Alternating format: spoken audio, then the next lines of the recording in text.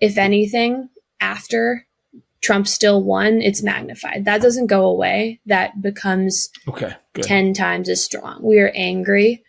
We're fed up.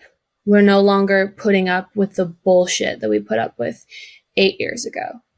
So I'm talking to a first-time female voter this morning, my daughter, Katie, and I thought this would be a very different conversation.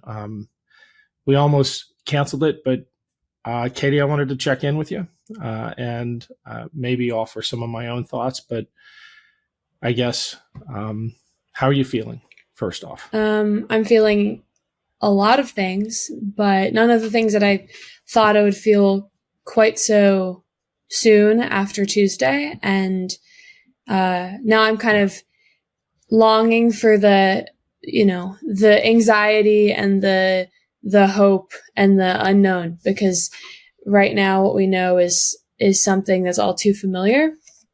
And I'm angry and I am heartbroken and I'm scared, because I think last time, this was 8 years ago, but last time I think that there was still an uncertainty. We knew a bit about who Donald Trump was, but we didn't take him seriously. And I think that we didn't know what we were entering into 8 years ago. And now we know all too well. And it's kind of a,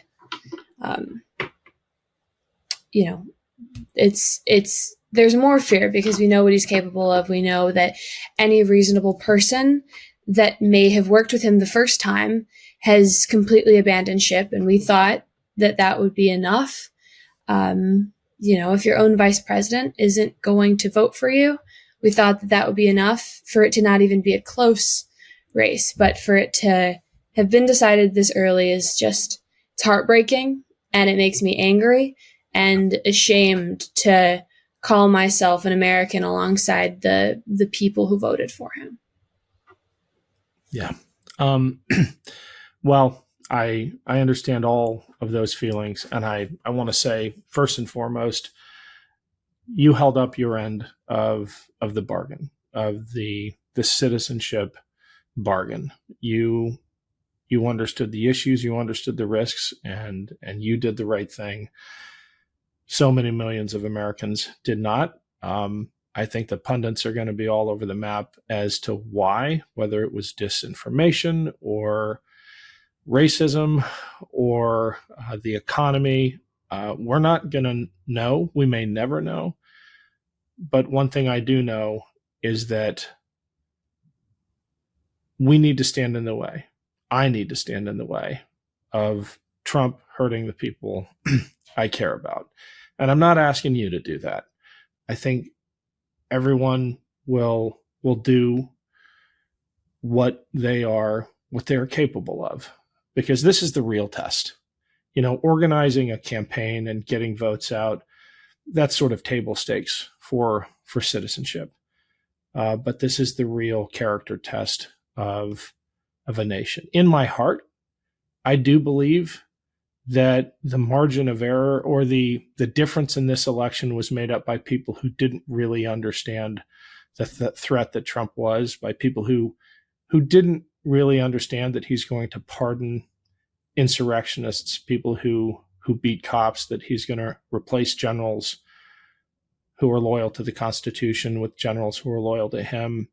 And that once the majority of Americans actually see that our character will come through. I'm telling myself that now, but certainly not as a way to assuage your anger and fear, because it is totally justified. Have you talked to your friends? How are folks feeling in your age cohort? Yeah, I think the sentiment amongst people my age, amongst a lot of young women my age, is pretty unanimous that this was. I was talking to my roommate this morning, and we were talking about how 4 years ago Biden won, and trying to think about how how someone could vote for Biden, vote against Trump 4 years ago, and not do the same in this election. Because there are people who did so, and it was making us angry because the difference between Biden and Harris is she's a woman of color, and it made us angry that we are still in 2024. We have not seen a woman president, and it made us scared. We're all, I think, there's kind of an eerie silence on campus today because it's a combination of knowing a little bit of what's to come and also not. And I think the fear also stems from believing that, throughout since Kamala Harris, announced that she was stepping in for Biden this summer, I think there was an energy and excitement, and we thought that if we just have to show people, we just have to inform people, show people what a lunatic Donald Trump is, and I think that what's scary is the people who have seen it, and it doesn't matter. They have seen him. He's a felon. He's a rapist. He's sexist. He's racist.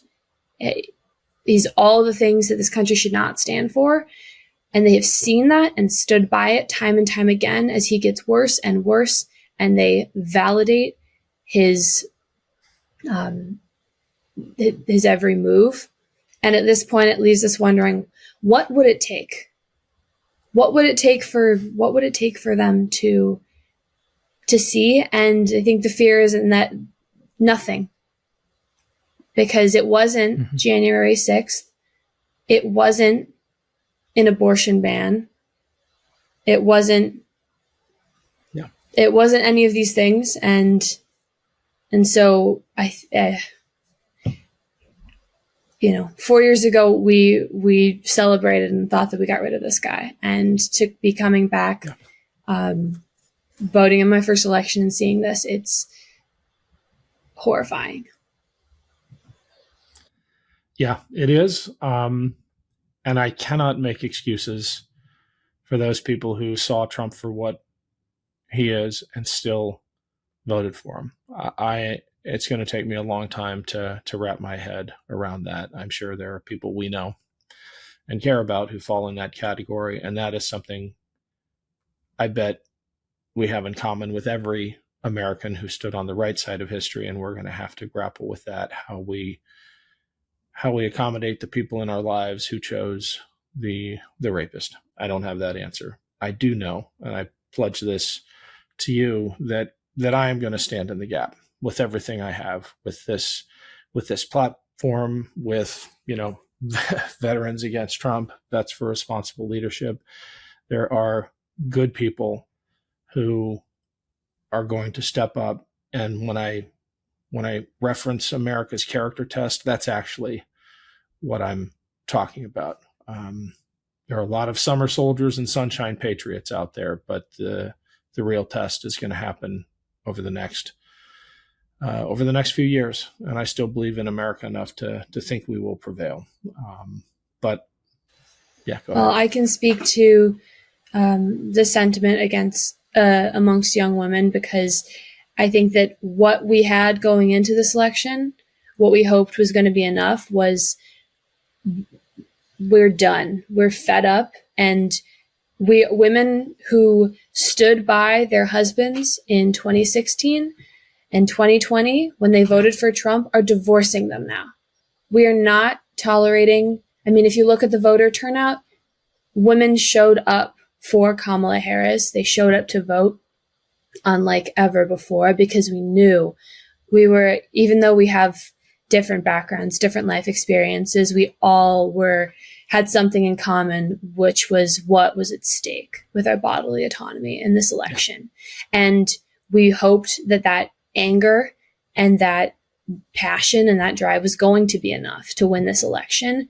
But if anything, after Trump still won, it's magnified. That doesn't go away. That becomes 10 times as strong. We are angry. We're fed up. We're no longer putting up with the bullshit that we put up with 8 years ago. And I think we're moving into, before, when it was, when politics was just a matter of opinion and some, thoughts about how taxes should be implemented, that's different now. And so I think we're having a lot more, our conversations are a lot more serious, and we're not compromising with someone like Donald Trump. Yeah. I am incredibly heartened to hear that. You have my promise that I'm going to stand in the gap. It's actually what I'm good at. I'm not as good at being on the winning side as I am at being the underdog. I think you know that about me. I want to read this note Mom just texted us, because I think it's relevant more than ever. She's quoting Nikita Gill, who wrote, "Everything is on fire, but everyone I love is doing beautiful things and trying to make life worth living. And I know I don't have to believe in everything, but I believe in that." I believe in that. I believe in you, Katie. I know we're going to get hundreds, probably thousands of comments about just how impressive you are and how poised and inspiring. But let me be the first to make that comment. I am forever impressed by you and proud of you. And thanks for, not that you had a choice, but thanks for being my daughter and one of the best two daughters a dad could hope for. Thank you, Dad. Love you, kid. Love you too. Love this video? Make sure you stay up to date on the latest breaking news and all things Meidas by signing up to the MeidasTouch newsletter at MeidasTouch.com/newsletter.